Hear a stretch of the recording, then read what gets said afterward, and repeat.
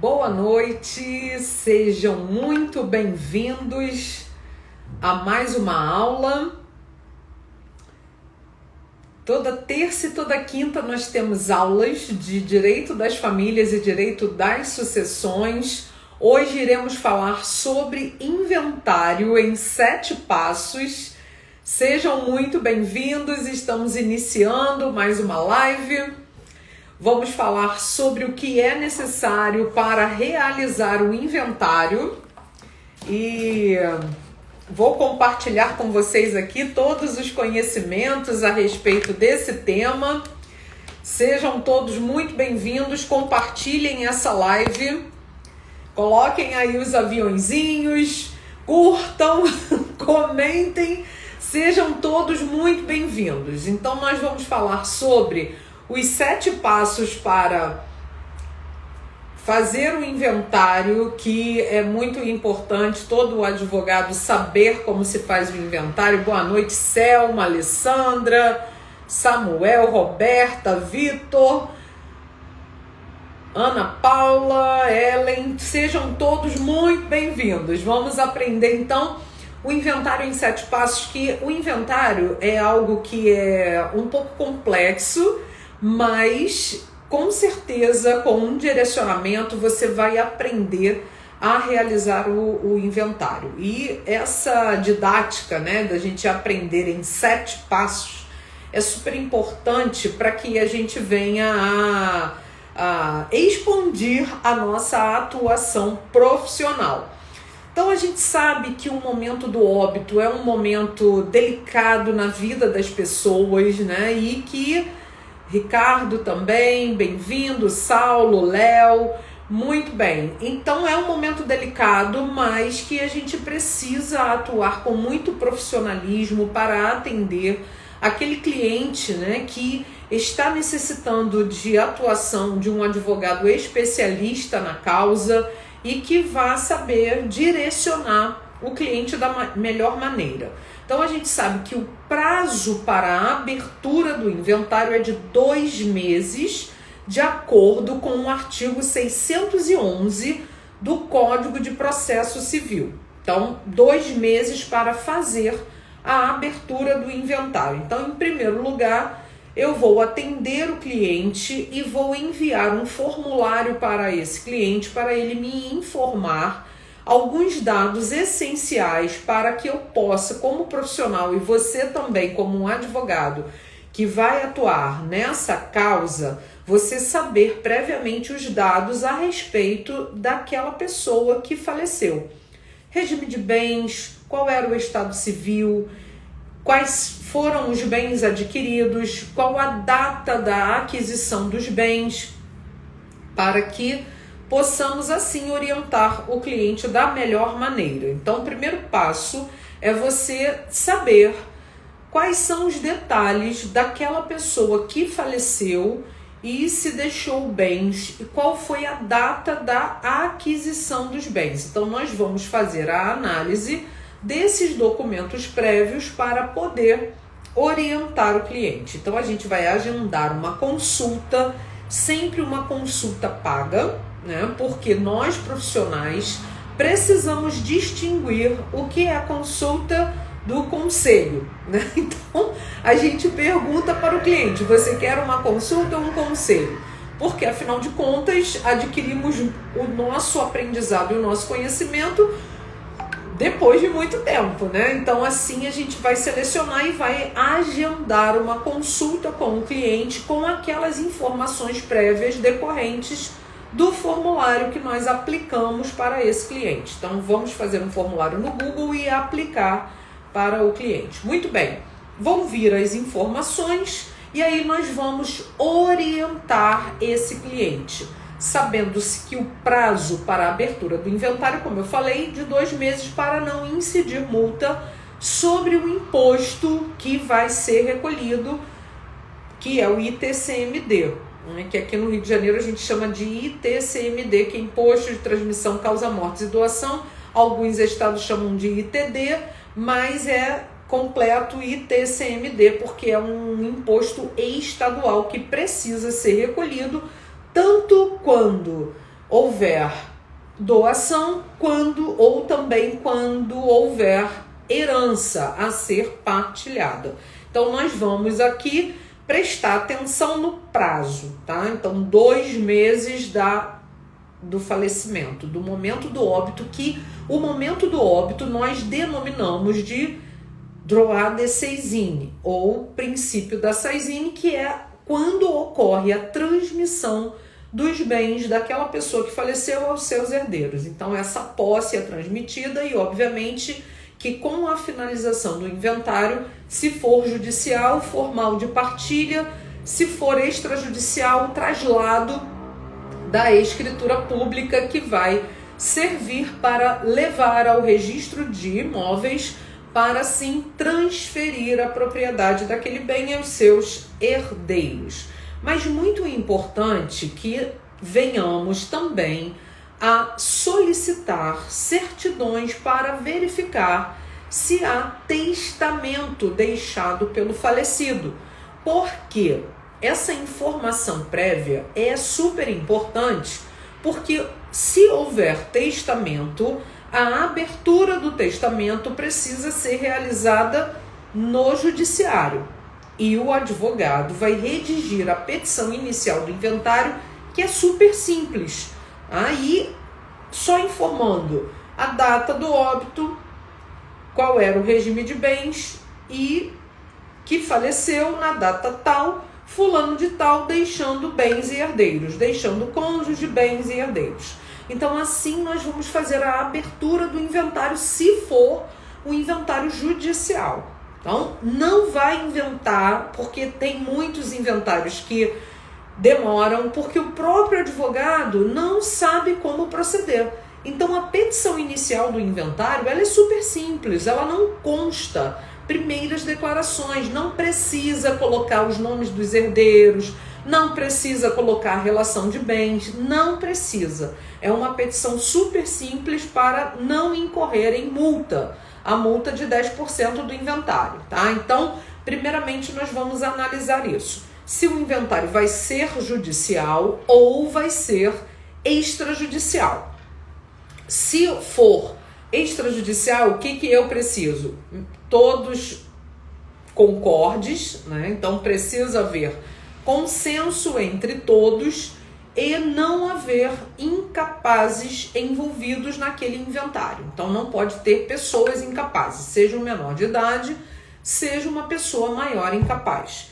Se estiver todos concordes e não houver testamento, eu vou fazer um inventário de forma extrajudicial. Então, por isso que é importantíssimo providenciar a pesquisa no SENSEC se há testamento existente daquela pessoa que faleceu. Porque, às vezes, a pessoa fez um testamento e ela não falou com ninguém, né? O máximo ela pode ter deixado um testamenteiro, que é aquele que vai ser responsável por cumprir o testamento. Porque o testamento público, ele tem 2 testemunhas, e o público é o mais comum. Na verdade, que o testamento não é muito comum entre os brasileiros, né? Porém, quando ele é realizado da forma pública, em forma de testamento público com 2 testemunhas, e esse testamento fica registrado no cartório. Só que aqui no Brasil são 5.000 e poucos municípios, então a gente precisa ter uma informação plural, e aí nós vamos utilizar da informação do SENSEC, né, que está tudo informatizado hoje, para saber se existe algum testamento. Então vamos lá, fomos fazer a pesquisa se existe algum testamento. Tem testamento? Então eu vou ter que peticionar ao judiciário para fazer a abertura, registro e cumprimento do testamento, e na petição inicial da abertura, registro e cumprimento do testamento, vou informar e requerer ao juiz que aquele inventário, possa ser realizado no cartório por via extrajudicial. Muito bem.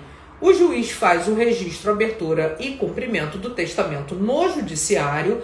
todos os herdeiros estão concordando com os termos do testamento, não há nenhum desacordo, e aí nós vamos levar esse inventário para ser feito na forma extrajudicial. E aí, aquela petição inicial que eu faria para o judiciário de abertura de inventário, eu vou redigir a minuta.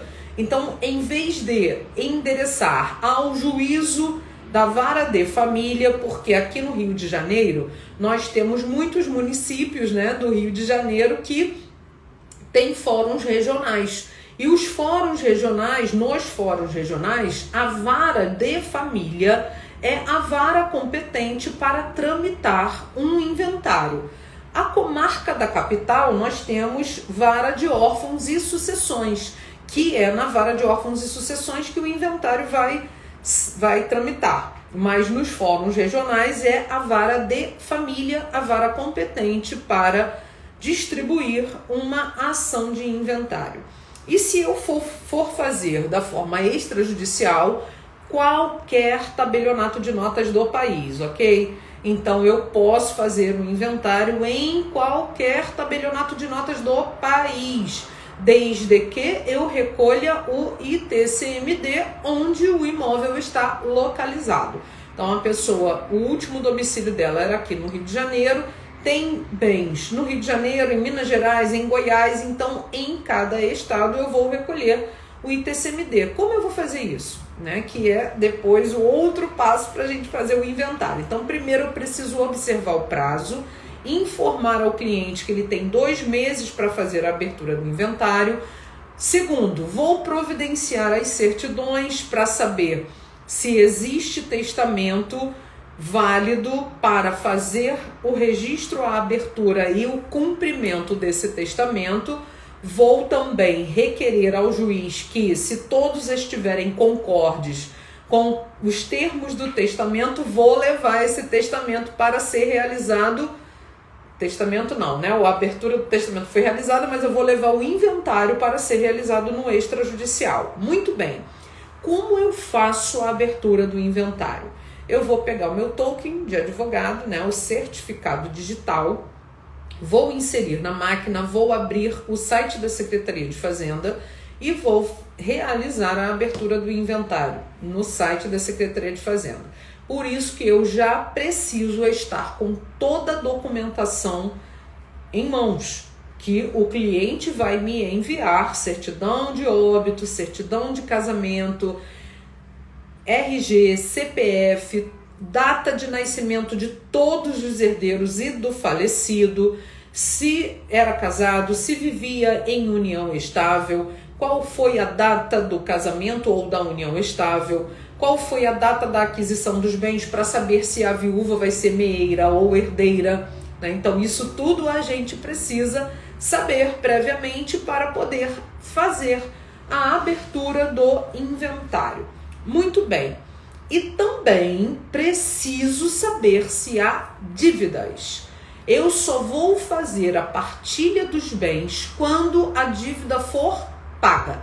Então, tem gente que acaba se equivocando a respeito dessas dívidas, porque as dívidas também são partilhadas, na verdade não partilhadas entre os herdeiros, porque quem vai pagar a dívida do falecido é o espólio dele.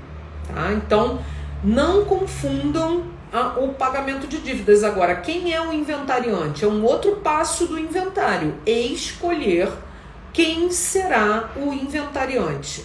Pode ser a esposa, pode ser o cônjuge, pode ser o companheiro, pode ser o filho, pode. Inclusive, o credor do falecido pode ser o inventariante. Tá? Então, aquela pessoa que é credora de uma pessoa que faleceu, ela mesma pode ser a inventariante. Ela mesma pode abrir um inventário para que aquela dívida seja paga. São os herdeiros que vão pagar a dívida? Não. Quem vai pagar a dívida é o espólio. O que é o espólio? Conjunto de bens, direitos e obrigações do falecido. Então, existe uma lenda urbana que diz que a dívida morre com o morto. Não é assim, tá? Então a dívida não morre com o morto. Quem vai pagar a dívida do falecido é o espólio dele. E a apuração de contas bancárias? Pois é, Gouveia, o que acontece com a apuração de contas bancárias? Se o cônjuge tem acesso à conta bancária, né, conta conjunta, por exemplo, ou o filho tem uma conta conjunta com o falecido, então aí tudo bem, vai ter acesso ao extrato bancário, vai juntar o extrato bancário, porque é necessário que esteja discriminado também na abertura do inventário qual era o valor que havia na conta corrente do falecido na data do óbito, tá? Então é importantíssimo saber esse detalhe.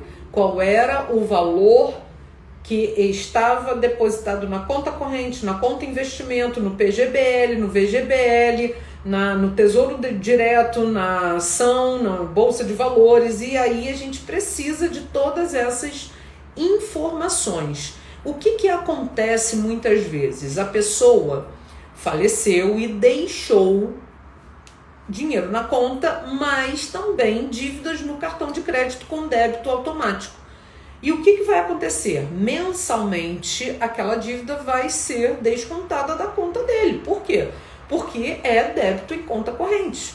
Aí o herdeiro fala assim, mas poxa, ele não morreu? Como é que continua debitando? Vai continuar, gente, porque ele fez a dívida em vida.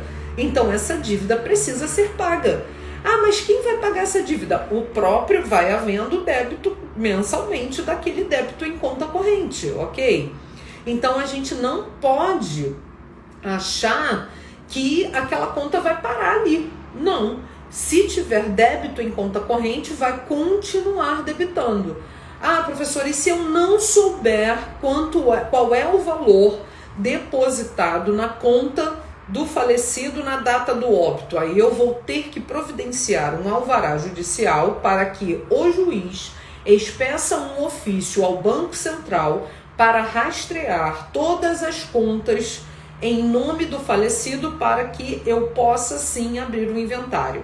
E se for no extrajudicial, eu vou também fazer uma escritura pública autônoma para que o tabelião, que também tem essa autoridade e essa capacidade de requerer ao Banco Central qual era o valor depositado nas contas do falecido à época, na data do óbito. Então, esses documentos eu vou obter mediante a fé pública que o tabelião tem através dessa escritura pública que muita gente desconhece, mas eu posso fazer isso também, né? Então, como eu falei para vocês, eu estou muito ligada ao direito registral e notarial, e no meu curso eu também falo como regularizar imóveis, como fazer a uso capião, como eu vou regularizar a situação de um imóvel que está irregular no inventário, porque é uma ação autônoma.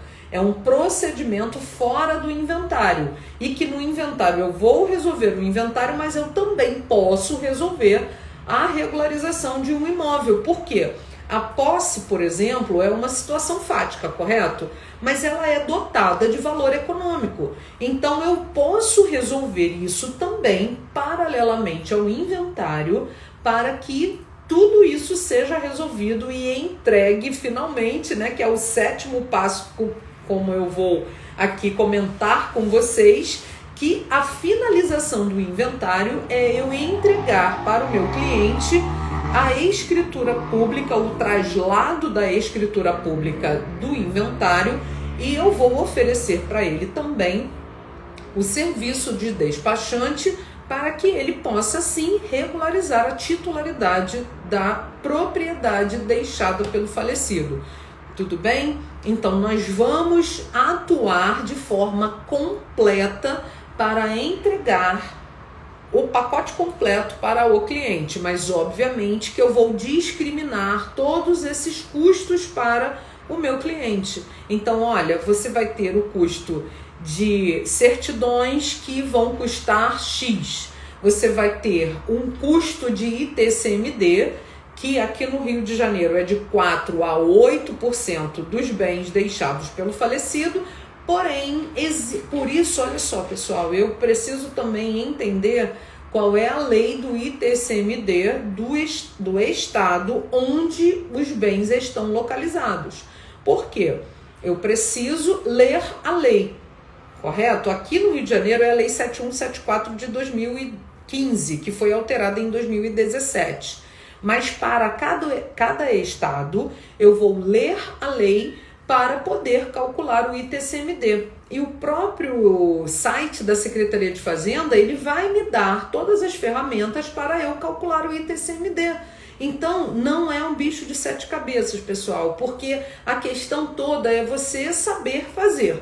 Alguém para te orientar como você vai proceder, tá? Então, tem gente que vende curso assim, ó. Como calcular o ITCMD?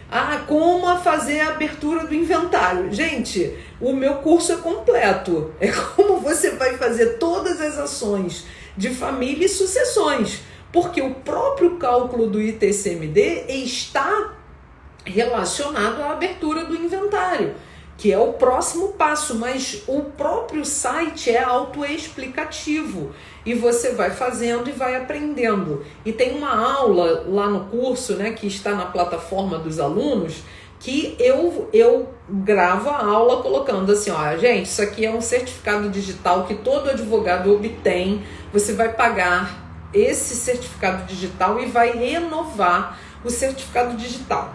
Aí você vai inserir na sua máquina, vai abrir o inventário e vai começar a fazer a abertura do inventário. Então, em 3 horas eu consigo fazer a abertura do inventário para não incidir a multa. Então, eu já economizo o dinheiro do meu cliente, né? O que ele vai pagar. E aí eu vou avançando no preenchimento dos dados e o próprio site vai me perguntar qual é o valor que eu vou atribuir aos bens. Então, eu preciso ter uma noção do valor atual de mercado para eu colocar lá um valor, mas o próprio site vai me dizer qual é o valor. Então, não é o valor que eu coloco, mas é o valor que a Secretaria de Fazenda vai atribuir ao bem. E, mediante isso, o próprio site vai me direcionar a um outro site, que é só clicar que eu já vou abrir o outro site. Eu vou gerar o DARJ, que aqui no Rio de Janeiro é o DARJ, né? Que é a guia de pagamento para que o meu cliente faça o pagamento, e há casos em que eu vou conseguir a isenção desse imposto para o meu cliente.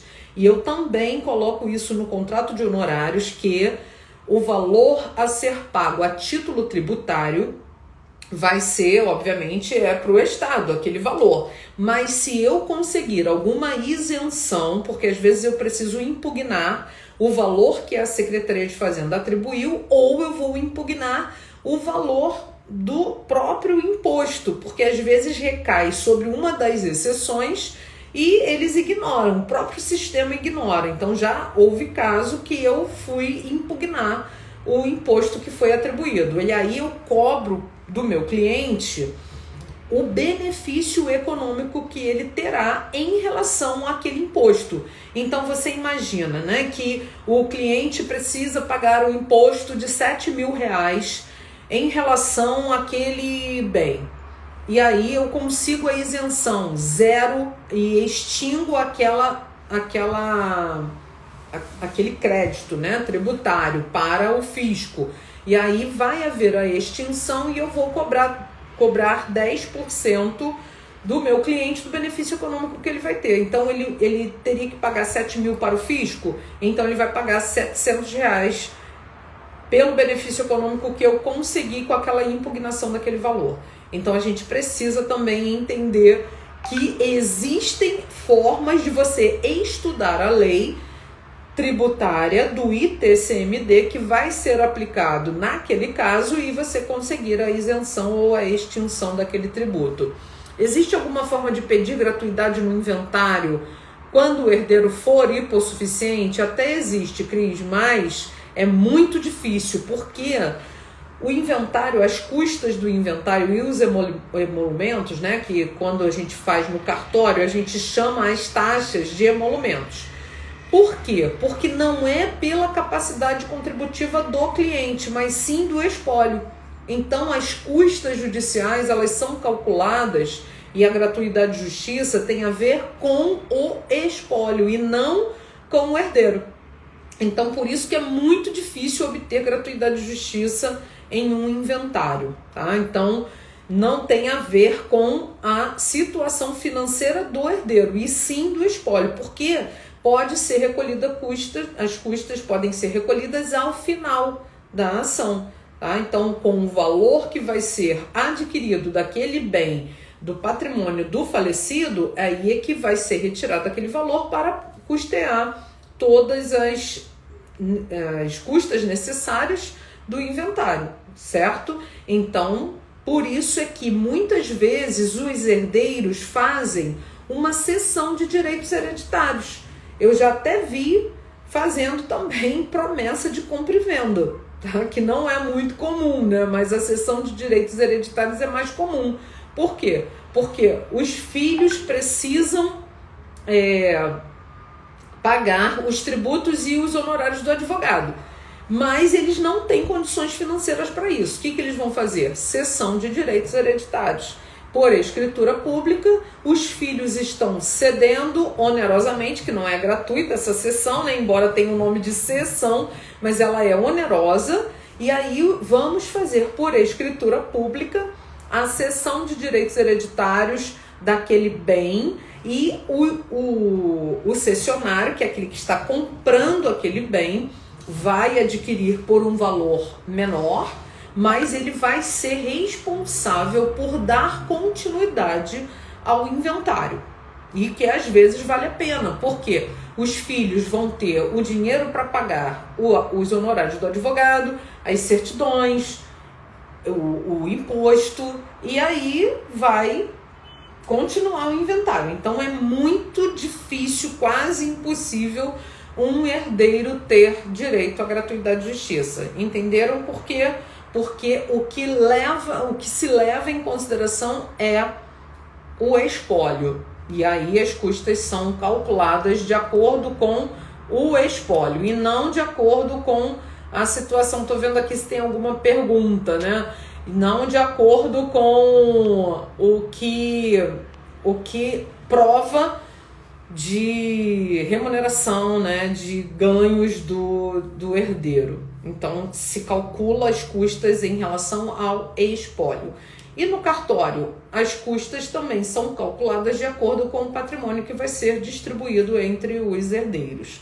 E aí nós vamos também avançar aí mais um passo do inventário, né? Então eu vou fazer a consulta, vou solicitar toda a documentação, vou providenciar as certidões para saber se existe alguma execução contra o falecido ou contra o espólio dele. Então eu vou obter essas certidões, que são certidões que são gratuitas, tanto da Justiça Federal quanto do distribuidor civil.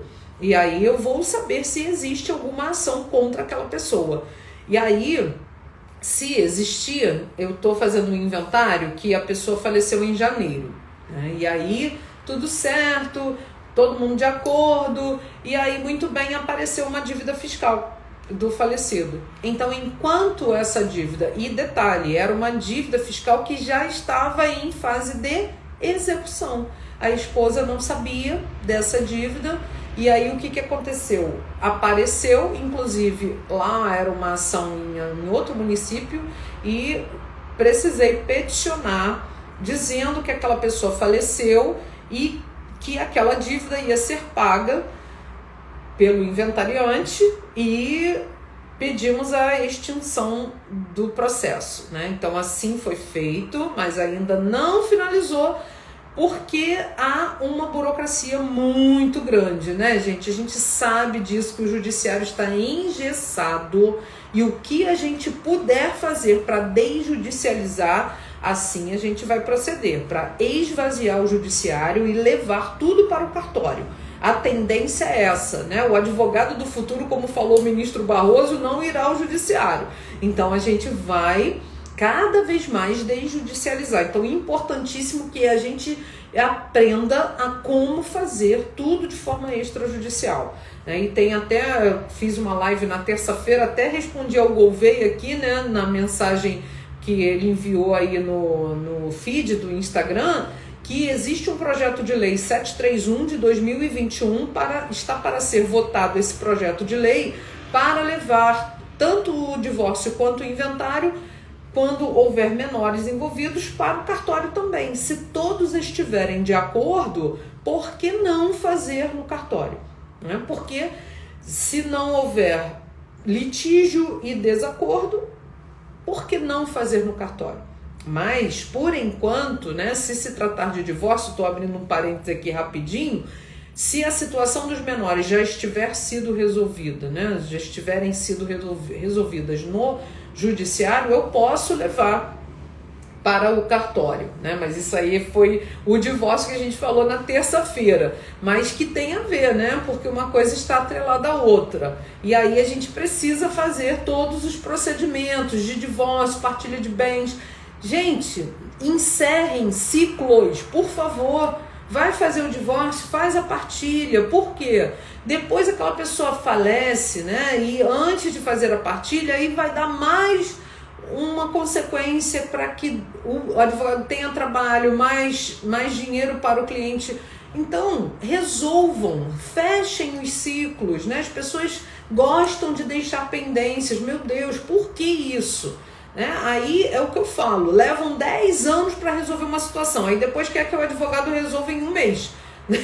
Mas o que eu faço é fazer na maior brevidade possível. Eu gosto de pegar e resolver, né? Somos estrategistas de solução. Então o que a gente vai fazer? Apresentar a solução para o cliente vai ficar satisfeito, mas o cliente precisa entender que ele também não pode deixar tudo da forma enrolada como está. Então vamos regularizar as situações, vamos prestar consultoria para os clientes, assessoria jurídica, se você ainda não é advogado, assistência jurídica, né? Então assim a gente vai proceder, né? Por quê? Porque é muito melhor agir de uma forma preventiva, correto? Do que depois ter que resolver um problema que está enorme. Mas tudo tem solução, pessoal, só não tem solução para a morte. Então aqui a gente está compartilhando conhecimento para que sejamos estrategistas de solução. Então essas lives aí para estudantes, bacharéis, advogados e para as pessoas que queiram aprender também, né? Todos super bem-vindos. Poderia também ocorrer quando há menores assistidos, exatamente. E aí o menor assistido ou emancipado, né, que pode também acontecer a emancipação de um filho, só que a emancipação somente a partir de 16 anos. Só pode emancipar filho a partir de 16 anos. Então, existem casais, né, essa é uma forma de solução também, que emancipam os filhos para que assim possa ser resolvido tanto o divórcio quanto o inventário de forma extrajudicial. Parece que já houve decisão de inventário no cartório mesmo com menores. Aí a decisão ela é muito específica, né? Como eu respondi a você no Instagram, aqui pelo Instagram, no estado de Goiás, por exemplo, já existe decisão mesmo com menores, pode haver também o inventário e o divórcio, mas é específico de código de notas de cada estado, né? Porque a gente sabe que como advogados a gente precisa estudar a lei, a gente precisa estudar a jurisprudência, os enunciados, e se tratar de direito registral e notarial, também o código de normas de cada estado em relação aos tabeliães, né? Então, os tabeliães também têm tido um enorme trabalho em relação a isso. Por quê? Porque a tendência é essa, pessoal, de sair do judiciário, porque, como eu falei, o judiciário está totalmente engessado e congestionado. O que a gente puder fazer no cartório, assim a gente vai fazer, né? Então, por isso, prestar essa assessoria para o cliente.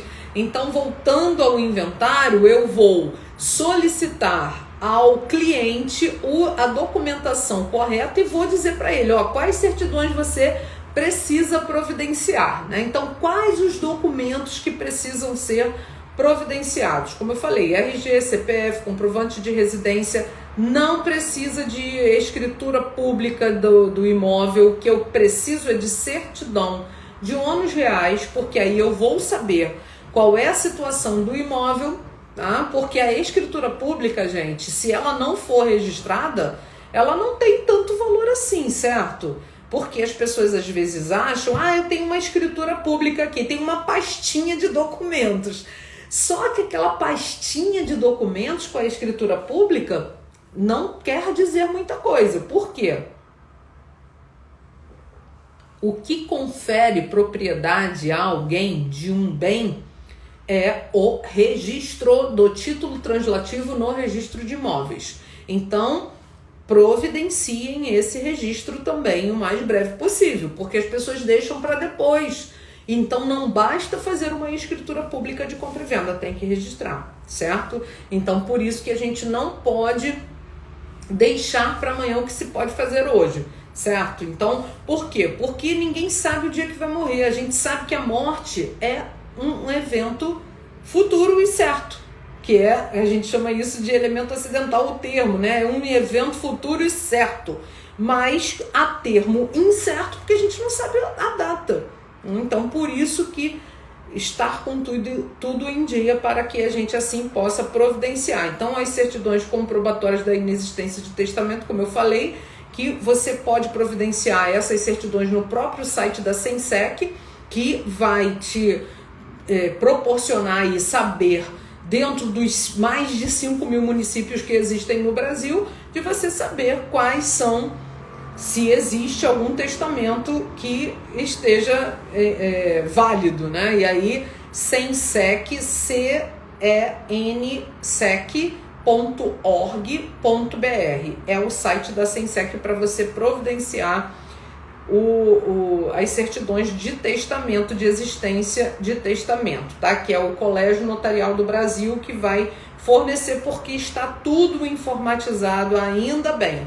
Então hoje a gente está vivendo uma era tecnológica que está tudo informatizado, por isso que todas as certidões precisam ser atualizadas. A certidão de casamento, a certidão de nascimento dos filhos ou de casamento se os filhos já forem casados, né? E aí todas essas certidões necessárias, tá? E aí nós vamos escolher qual é o cartório que eu vou fazer a minuta, né? Vou enviar a minuta do inventário para que assim o cartório providencie a escritura pública. E através do provimento 100 do CNJ, eu posso fazer isso também através de um ato, né? Que é o e-notariado, que eu vou fazer a audiência, não a audiência, né? Mas a escritura pública, a ata notarial, também online.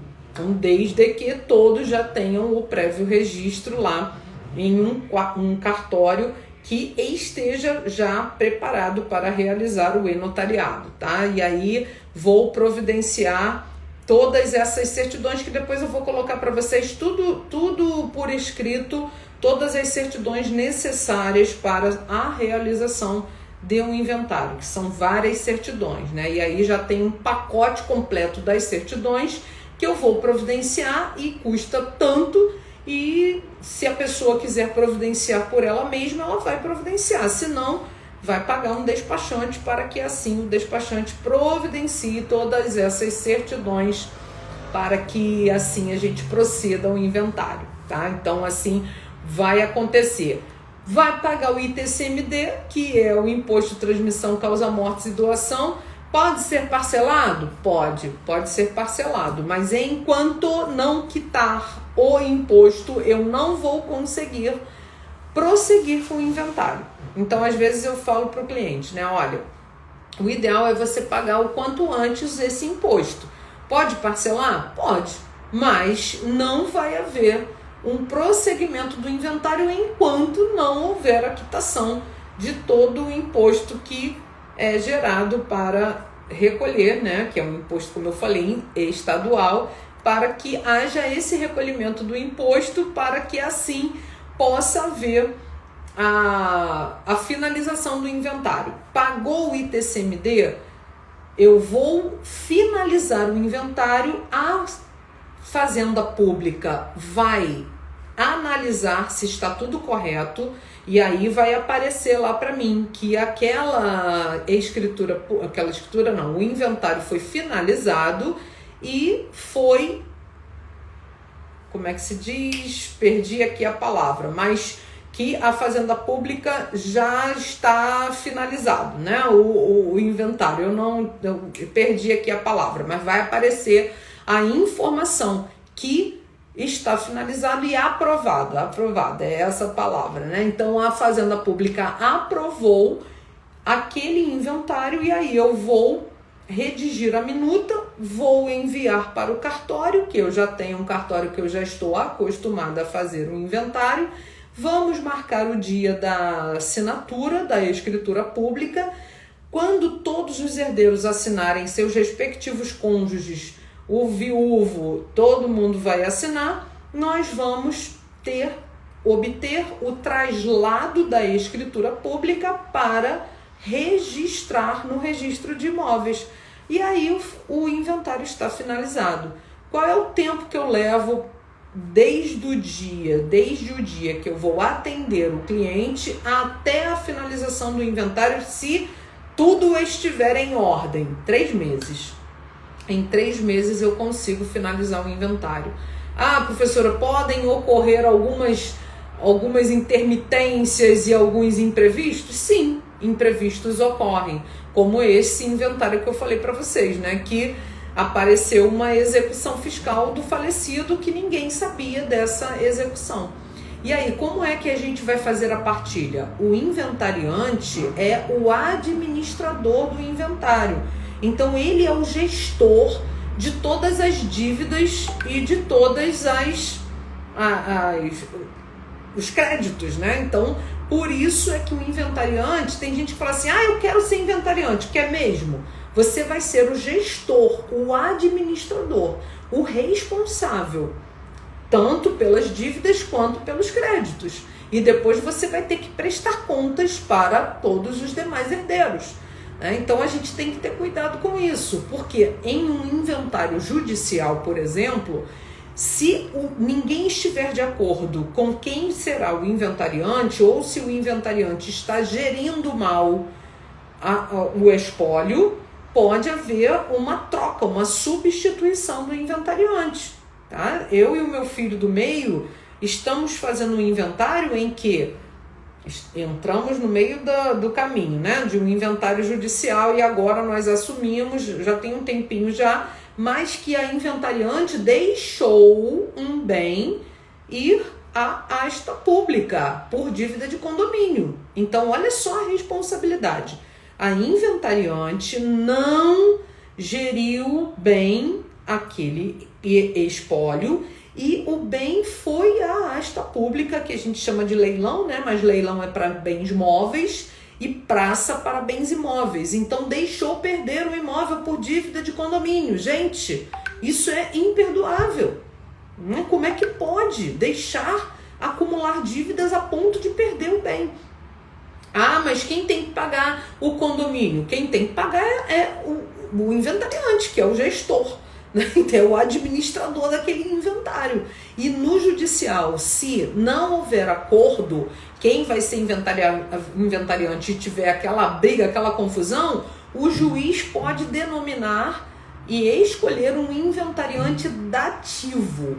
O que é o inventariante dativo? Inventariante dativo, você mesmo, como advogado, pode se candidatar a ser inventariante, né? Então, há um litígio muito grande entre os herdeiros, ninguém consegue se entender quem será o inventariante, o juiz nomeia. Quem o juiz vai nomear? Um advogado que foi lá se voluntariar naquela vara de família e falou assim, senhor juiz, eu sou advogado e estou me candidatando a ser inventariante se houver qualquer necessidade. E aí o juiz vai nomear você como inventariante dativo e você vai receber uma remuneração que é equivalente à vintena, que é aquela remuneração que o testamenteiro recebe como recompensa por ser o cumpridor daquele testamento. Então, eu posso fazer um testamento e nomear alguém para ser o meu testamenteiro, que é o responsável pela execução do meu testamento. Essa pessoa vai ser remunerada? Sim, 5% do valor da herança, tá? E da mesma forma será remunerado como equiparação o inventário antidativo. Então, até 5% do valor da herança. Então, ele vai atuar naquele inventário e vai receber essa remuneração, ok? Então, assim pode acontecer também para os inventários onde não houver acordo. Sou coerdeiro de um imóvel, aí... Como é que é? Aí um dos herdeiros cedeu o imóvel para o filho morar, né? Deve ser para o filho morar sem notificação aos demais e nem pagando aluguel. Pois é, cabe arbitramento de aluguel, né? Quando um dos herdeiros está usando o bem sem, assim, com os outros também tendo esse direito, né? Então a gente tem que ter muito cuidado com isso. Cabe arbitramento de aluguel? Cabe e deve, tá? Porque eu acabei de falar isso na aula, eu estava dando aula agora, né? E aí eu falei exatamente isso para os alunos, tanto no divórcio quanto no inventário, cabe arbitramento de aluguel, que é uma ação satélite, que tem a ação principal que é de divórcio, tem a ação principal que é de inventário, mas cabe arbitramento de aluguel. Ou então algum documento informando que os herdeiros estão de acordo que um dos herdeiros, um dos co-herdeiros, usem o bem. E aí não tem posse, para não se tornar usucapião. Aí é detenção. Só lembrando desse Instituto da Detenção, que está lá no 1198 do Código Civil, né, que não está claramente assim, né, mas não induz em posse os atos que vão gerar uma subordinação ou um ato de liberalidade. Então, se eu... É porque o meu celular está aqui, né? Eu estou usando o meu celular. Mas se eu pego o meu notebook e vou falar assim, olha, eu estou te emprestando meu notebook para você trabalhar.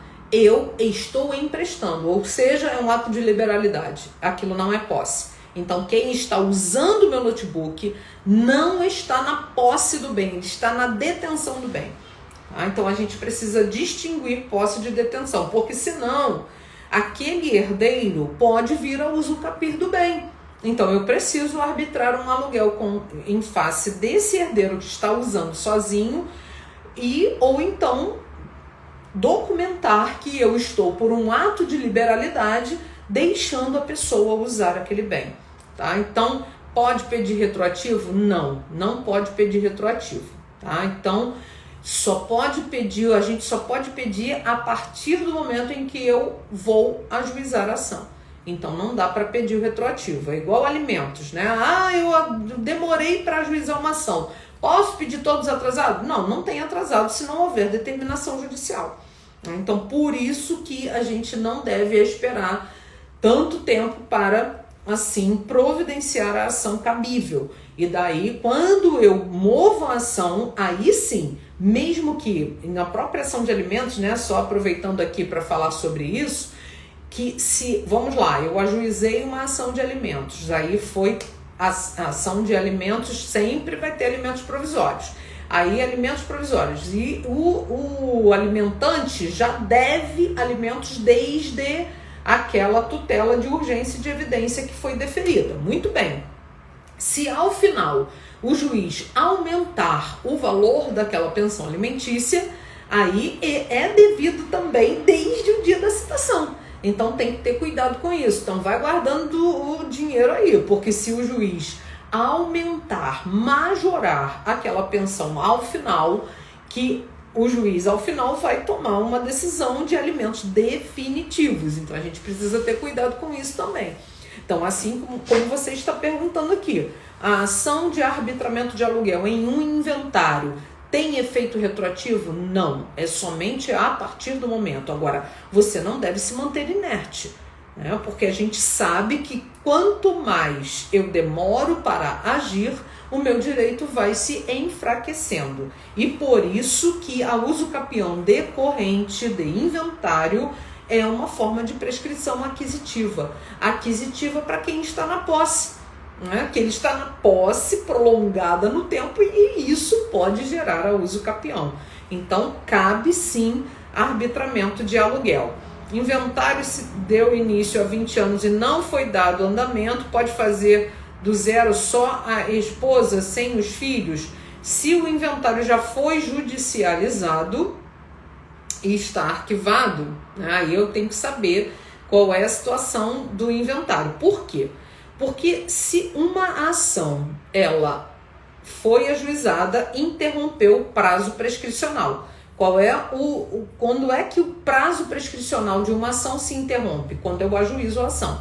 Interrompe e volta a contar do zero, certo? Então isso é regra da prescrição. Muito bem. A ação foi ajuizada e foi arquivada. Aí ela foi arquivada e aí está correndo também a prescrição durante o prazo que está tramitando aquela ação. Então a gente precisa entender que eu vou ajuizar a ação, está correndo do zero. E se a ação for arquivada, desarquivada, arquivada 2 vezes, desarquivada, arquivada 3 vezes, perempção. Então meu direito está perempto. E aí eu preciso entender que existe prescrição intercorrente. O que é uma prescrição intercorrente? Prescrição intercorrente é aquela que ocorre no curso da ação e que, se o advogado foi negligente em deixar a ação ser arquivada por 3 vezes, o direito está perempto. Então são institutos processuais que a gente precisa ficar de olho, tá? Então tem que saber aí essa situação, né? Desse inventário que foi aberto e que não foi dado o andamento. Então não é simplesmente ignorar, mas sim transformar esse inventário em inventário extrajudicial, por exemplo.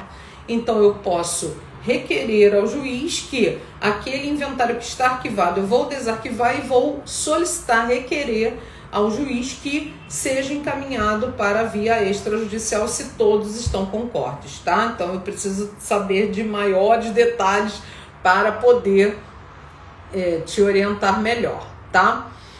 E assim a gente vai proceder, tá? Então, pra gente finalizar, meu Deus, já tem quase 1 hora que eu estou aqui falando, né? Então, os 7 passos para o inventário pra gente finalizar aqui, né? E entregar tudo de acordo com o que deve ser para o cliente, né? Primeiro, prestar atenção no prazo, 2 meses, fazer um atendimento ao cliente, marcar, agendar uma consulta, que pode ser online de 1 hora para você esclarecer tudo ao cliente, providenciar todas as certidões, saber se tem testamento existente através do site da Sensec, né, que eu acabei de falar para vocês. Então, observar se há testamento é super importante, porque se houver testamento tem que ser obrigatório e necessariamente aberto inventário ou abertura de testamento no judiciário, mas na própria petição eu posso requerer que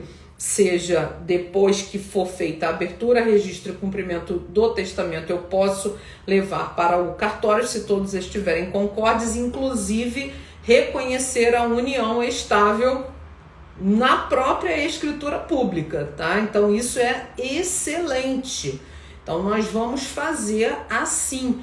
Ah, professor, e se houver um inventário, por exemplo, o avô morreu, mas ninguém abriu o inventário do avô, depois a avó morreu, ninguém fez o inventário da avó, e agora o filho faleceu. Pode fazer o inventário dos 3, as 3 sucessões em um inventário só? Posso, tá? Então isso é inventário conjuntivo.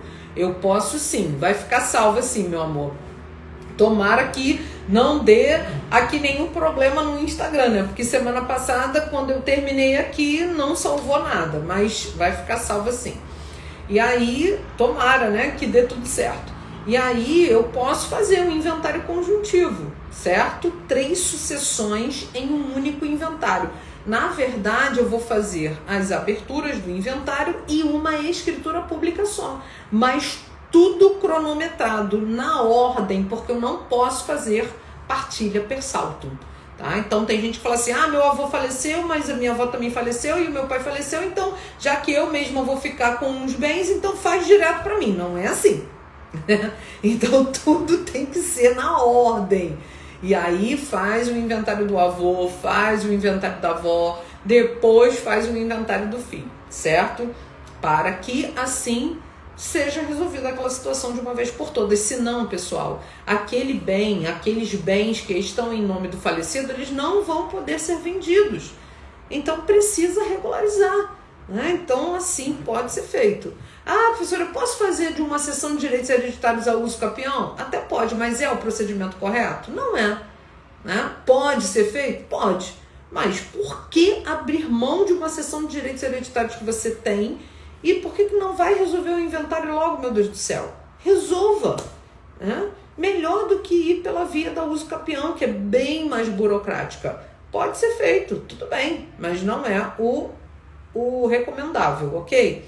Então vamos pagar as dívidas, depois fazer a divisão dos bens para tantos herdeiros quantos existirem, tá? Então a gente precisa também analisar qual é o regime de bens que estava vigorando naquele casamento, se era casado, se estava separado, se estava divorciado. Então a gente precisa analisar tudo isso, tá? E cálculo do ITCMD, abertura do inventário e depois a partilha dos bens. Tudo bem? Então assim nós vamos, o custo da uso capião extrajudicial não seria menor? Lívia, a uso capião, né, é uma palavra feminina, embora termine em a, o, til, o custo da uso capião, você vai pagar memorial descritivo, você vai pagar planta, você vai pagar, só não vai pagar o imposto, né? Então depende da situação e nós vamos analisar qual é a melhor solução para aquela situação, certo? Então tudo precisa ser analisado a situação fática do caso concreto. E aí a única vantagem de fazer pela via da uso capião é não pagar o imposto, mas vai ter que pagar o engenheiro para fazer a planta, né? E o memorial descritivo com a assinatura com a ART. Então, por isso é que ainda tem que ter as falas dos vizinhos confinantes, né? Que eles vão ter que também comparecer para assim assinarem e registrarem na escritura pública, se for extrajudicial, ou na judicial, o depoimento deles também. Por quê? Porque é necessário pela lei que os vizinhos confrontantes ou confinantes assim procedam, né? Então, e todos os documentos comprobatórios. E aí o justo título, que é a cessão de direitos hereditários ou uma promessa de compra e venda, é o justo título para legitimar aquela uso capião. Ah, eu preciso estar de boa fé para realizar a uso capião? Não precisa, tá? Mas o justo título e a boa fé acaba acelerando o processo, sem dúvida, né? Mas não é a via principal a ser adotada para resolver a transferência de um imóvel, tá? Então, se tem a cessão de direitos hereditários em mãos, vamos proceder ao inventário. Só que tem vezes que fica mais complexo porque tem muitos herdeiros, os herdeiros já são casados, e aí nós vamos analisar a situação fática do caso concreto para apresentar a melhor solução, ok? Então é isso, queridos, muito obrigada, ficamos 1 hora aqui, né, online, e vamos agora finalizar, vai ficar salva, e 7º passo e o último é entregar para o cliente tudo pronto, né? A escritura pública, se tratar de um inventário extrajudicial, e o formal de partilha, se tratar de um inventário judicial. Muito obrigada pela audiência, né? Que agora tá baixinha porque a gente já tá terminando, mas até a próxima terça-feira. Fiquem com Deus e até a próxima aula, pessoal. Beijos!